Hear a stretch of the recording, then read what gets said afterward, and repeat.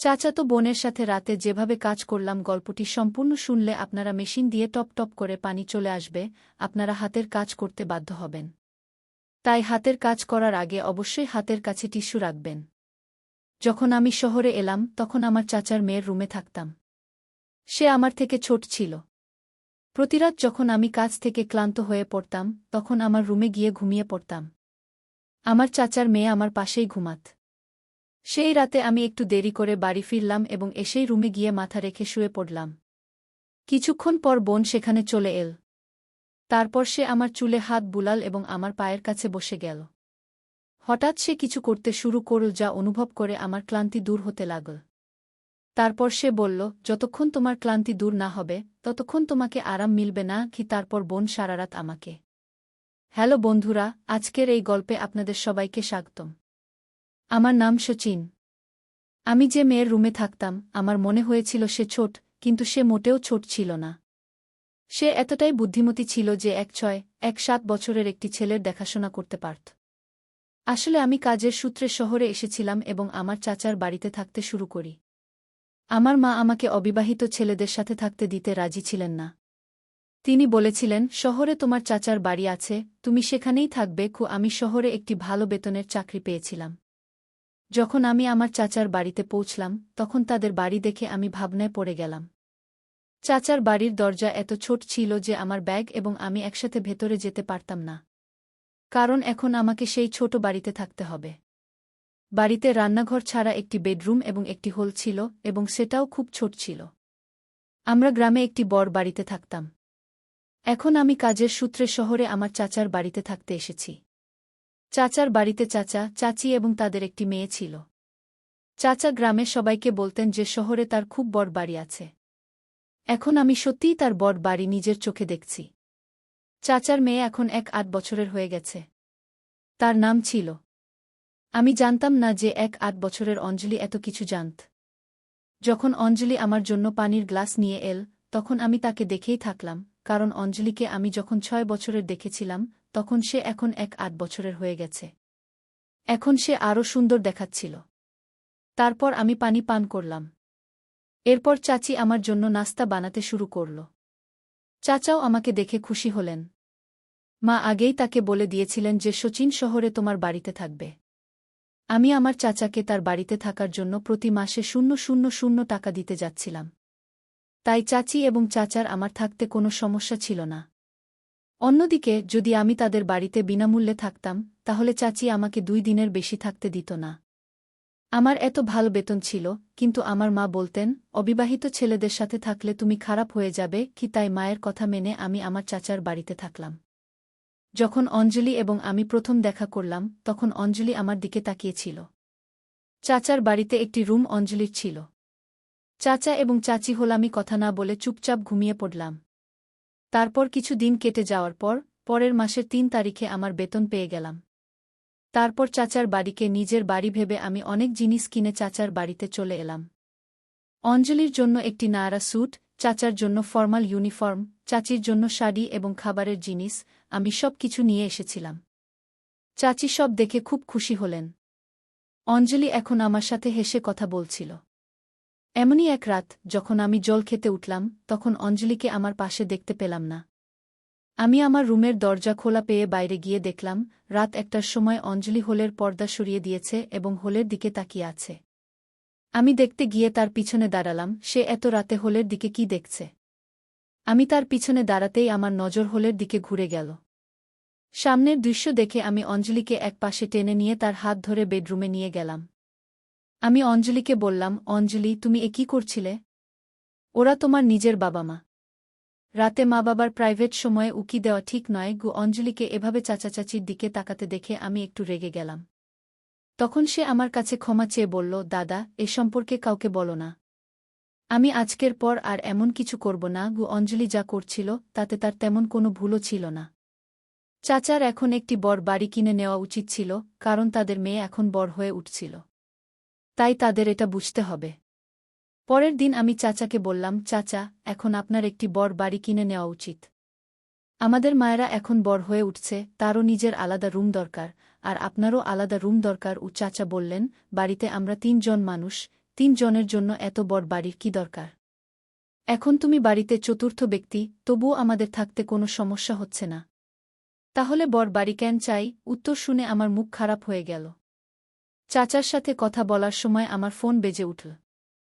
ফোনে আমার মায়ের কল ছিল, তাই আমি ফোন রিসিভ করলাম। মা আমাকে বললেন, আমি তোমাকে একটি মেয়ের ছবি পাঠিয়েছি, বলো কেমন লাগছে? আমি বললাম, মা, মেয়েটির ছবি আমার খুব ভালো লেগেছে। কি এ কথা শুনে, যেহেতু মেয়েটি আমার মায়ের পছন্দের, তাই মা তাড়াতাড়ি পরের 2 দিনের মধ্যে বিয়ে করার সিদ্ধান্ত নিলেন। বিয়ের পর কিছু দিনের ছুটির পর আমি কাজের জন্য শহরে আসতে লাগলাম। তখন মা বললেন, তোমার স্ত্রীকে কিছু দিনের জন্য নিজের সাথে নিয়ে যাও। তারপর আমি তারাকে আমার সাথে শহরে নিয়ে এলাম। আগে আমি শহরে চাচার বাড়িতে থাকতাম, তাই আমি চাচার বাড়িতে চলে এলাম। যখন আমি আমার স্ত্রীকে নিয়ে চাচার বাড়িতে এলাম, তখন অঞ্জলির রুম পুরোপুরি আমার হয়ে গেল। সে রাতে তার বাবা মায়ের সাথে হলে ঘুমাত। তারাকে শহরে আনার 3 দিন পর, হঠাৎ এক রাতে যখন আমি আমার স্ত্রীর কোলে ঘুমাচ্ছিলাম, তখন আমি অঞ্জলিকে আমাদের পাশের রুম থেকে উকি দিতে দেখলাম।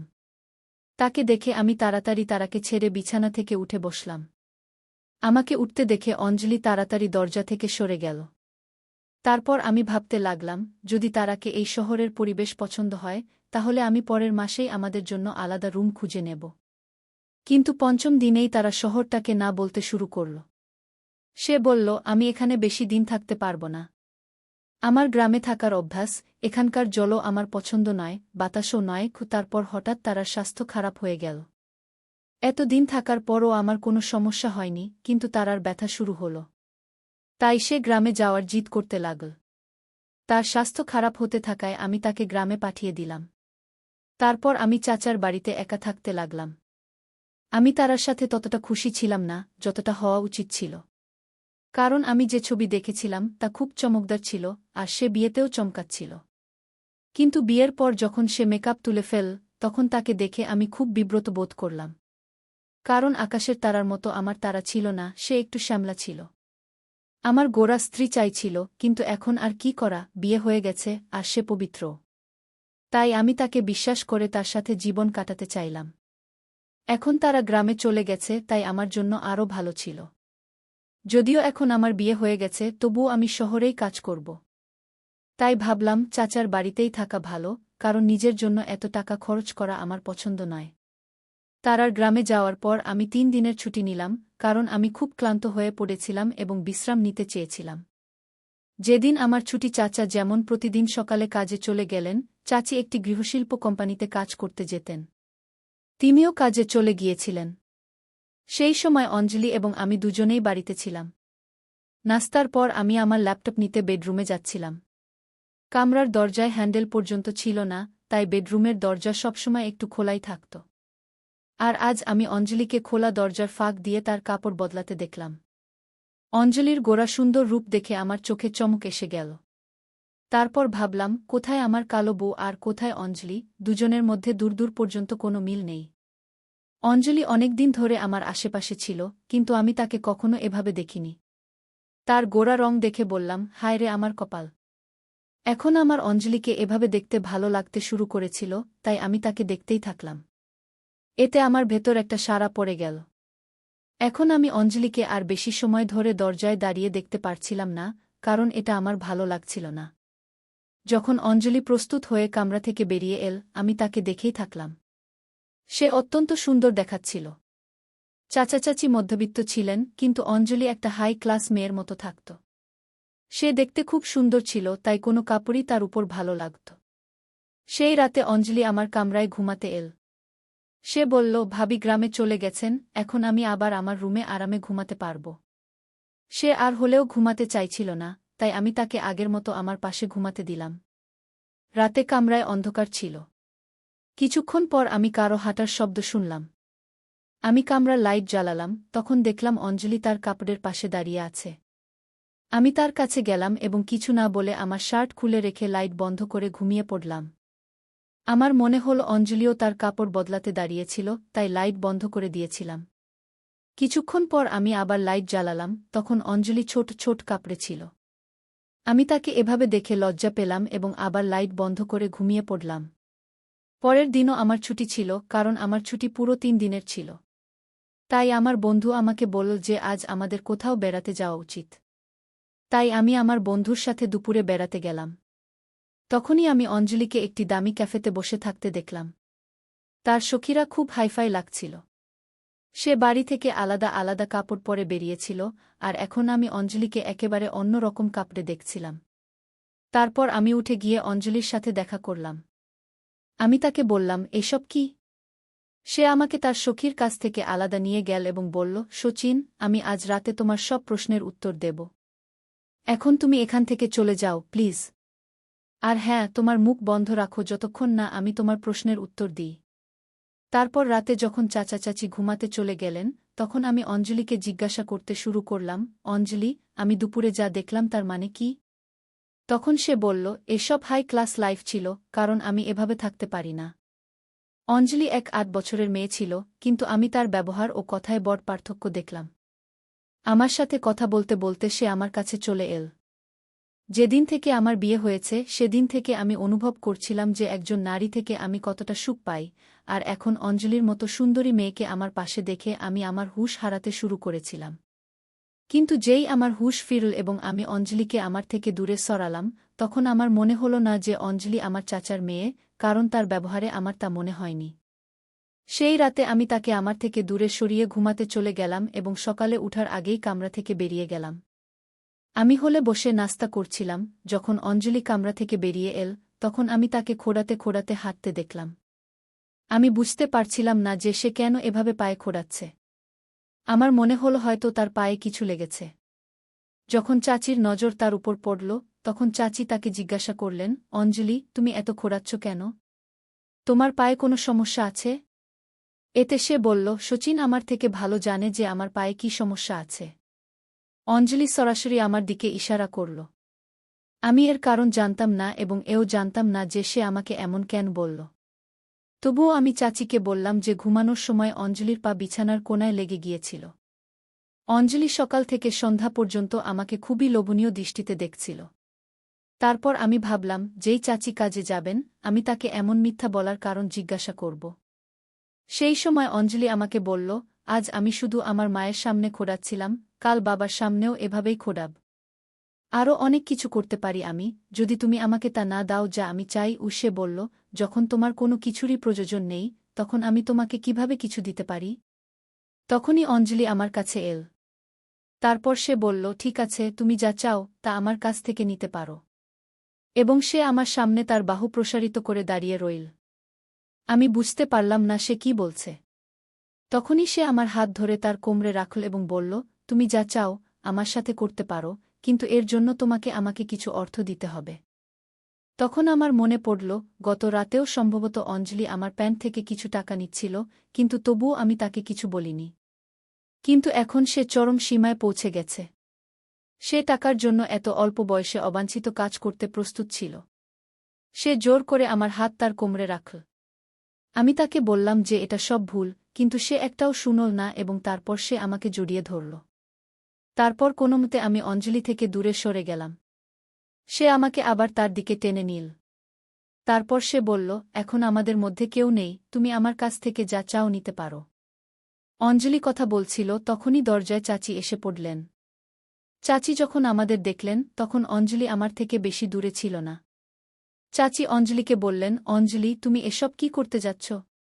অঞ্জলি নির্ভয়ে চাচিকে বলল, আমি কি ভুল করছি? আমিও একটি ভালো হাই ক্লাস জীবন যাপন করতে চাই, তাই আমি তাই করছি যা আপনি করেন।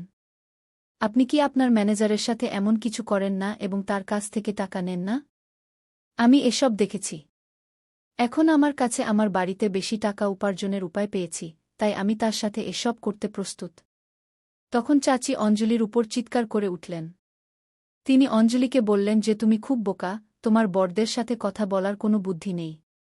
চাচি অঞ্জলির মুখ বন্ধ করার জন্য তার দিকে দৌড়ে গেলেন, কিন্তু তখনই আমি চাচিকে থামিয়ে দিলাম। তারপর আমি চাচিকে বললাম, অঞ্জলি যা বলছে তা কি সত্য? তখন চাচি লজ্জায় মাথা নিচু করে দাঁড়িয়েছিলেন এবং আমার প্রশ্নের উত্তর দিতে পারলেন না। তখন আমি আরও বললাম, চাচি, আপনি এটা কি করছেন? সম্ভবত এসব দেখে অঞ্জলির অবস্থা খারাপ হয়ে যাচ্ছে। যেদিন থেকে আমি এই বাড়িতে এসেছি, আমি তাকে একবার নয়, দুবার আমার পকেট থেকে টাকা নিতে দেখেছি। আমার টাকা একবার নয়, বহুবার চুরি হয়েছে, কিন্তু আপনার এবং মায়ের কারণে আমি শান্ত থেকেছি। আমি এই পরিবারের কোনো সদস্যের উপর কখনো সন্দেহ করিনি, কিন্তু এই বিষয় থেকে চিরতরে মুক্তি পাওয়া জরুরি ছিল, কারণ অঞ্জলির অবস্থা দিন দিন খারাপ হয়ে যাচ্ছিল। যেদিন থেকে আমি অঞ্জলিকে টাকা চুরি করতে দেখেছি, সেদিন থেকে আমি তার উপর নজর রাখছি। সে এখন আমার সামনে টাকা চুরি করতে পারছিল না, এবং আমি জানতাম না যে অঞ্জলি এখন এমন পথ বেছে নেবে। আপনি আমাকে সত্য বলুন, আপনারা দুজন মিলে চাচার পিছনে এই বাড়িতে একসাথে কি করছেন? আমার কথা শুনে চাচি কেঁদে ফেললেন।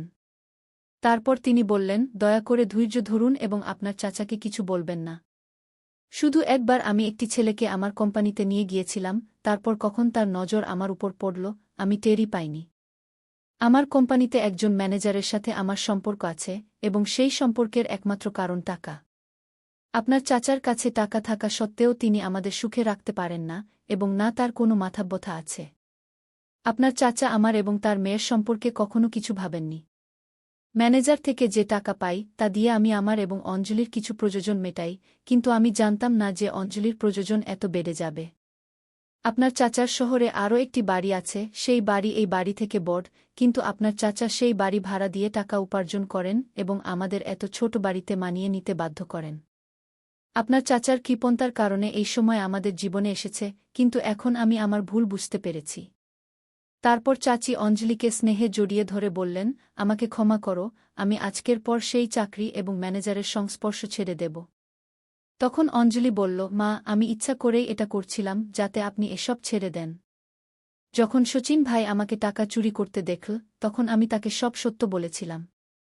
আপনি ভুলে গিয়েছিলেন যে টাকা উপার্জনের জন্য আপনি আপনার ম্যানেজারের সাথে কি করছেন, এবং এটাও ভাবেননি যে যদি আমি এটা জানতে পারি, তাহলে আমি কি ভাবব। শচীন ভাইয়ের ধন্যবাদ, যিনি আমার চোখ খুলে দিয়েছেন। আজ আপনি আপনার ভুল বুঝতে পেরেছেন, এবং আমিও আমার ভুল বুঝতে পেরেছি। অঞ্জলি এবং আমি মিলে চাচিকে তার ভুল বুঝিয়ে দিলাম। আমিও চাচিকে বোঝালাম এবং একটি ছোট্ট খেলা খেলার জন্য বললাম। শেষ পর্যন্ত চাচি আমার কথা মেনে নিলেন এবং অঞ্জলিকে নিয়ে চিরতরে তার মায়ের বাড়ি চলে গেলেন। তখনই চৌগি চাচার মনে একটি আলো জ্বলে উঠল এবং তিনি তার ছোট্ট ঘরটি ছেড়ে দিলেন এবং তার জিনিসপত্র অন্য ঘরে সরিয়ে নেওয়ার কথা বললেন। এটি শুনে চাচি এবং অঞ্জলি খুব খুশি হলেন এবং দুজনেই আমাকে ধন্যবাদ দিলেন। সেই দিন থেকে চাচা তার কৃপণতা অনেক কমিয়ে দিলেন। আমিও জীবনের পথে আমার মা ভালোভাবে শিখিয়েছিলেন যে জীবনে টাকা সঞ্চয় করা উচিত, কিন্তু প্রথমে নিজের পরিবারের মানুষদের খুশি রাখার পর। যদি কেউ তার স্ত্রী এবং বাচ্চাদের সব বিষয়ে না বলে দেয়, তবে ঘরের ব্যক্তি ভুল পথে যেতে পারে। একজন মানুষ নিজের এবং নিজের পরিবারের জন্য উপার্জন করে। একভাবে কৃপণ হওয়া ভালো, কিন্তু এতটাও কৃপণ হবেন না যে আপনার পরিবার কোনো ভুল পথে চলে যায়। আমাদের কৃপণতার কারণে কখনো কখনো আমাদের ঘরের কেউ দুর্ভাগ্যের দিকে যেতে পারে। আমাদের এই বিষয়েও ভাবা উচিত। টাকা সঞ্চয় করুন, কিন্তু এতটাও নয় যে আপনি আপনার জীবন যাপন করাই ভুলে যান। তাই আমার প্রিয় বন্ধুরা, এটি ছিল আমাদের আজকের ছোট্ট গল্প। আপনি এই গল্পটি কেমন লাগলো তা কমেন্ট করে অবশ্যই জানান। যদি আপনি এই গল্পটি পছন্দ করেন তবে এটি লাইক করুন এবং আপনার বন্ধুদের সাথে শেয়ার করুন। যদি আপনি এমন আরও ইন্টারেস্টিং এবং রোমান্টিক গল্প শুনতে চান তবে চ্যানেলটি সাবস্ক্রাইব করুন এবং বেল আইকন অন করুন যাতে আপনি আমার প্রতিটি গল্প সময়মতো পেতে পারেন। কাল দেখা হবে আরও একটি নতুন গল্প নিয়ে। ধন্যবাদ।